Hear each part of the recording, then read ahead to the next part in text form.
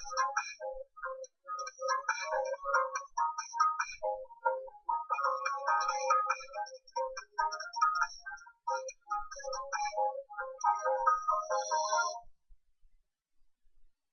new Racetrack coffee has arrived. It's coffee shop quality coffee without all the coffee shop nonsense. Classic blends like hazelnut, dark roast, and Colombian, roasted with 100% Arabica beans and brewed fresh 24/7.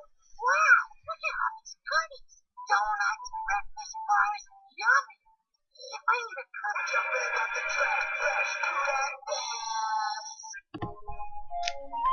The statement of my video is that Racetrack is a great place to stop to get coffee and breakfast. The purpose of the video is to advertise coffee and pastries. The main objective is to persuade people to purchase at Racetrack. The context of the video are when and where the advertisement will take place. It will be placed on TV in the mornings and occasionally during the day. Also, the video will be played on the radio during advertisement breaks. This advertisement's audience would be mostly people from ages 24 to 45. These are the most popular customers at stores. Also, people watching TV or listening to the radio could be potential customers. The primary readers would be any person hearing or seeing the ad.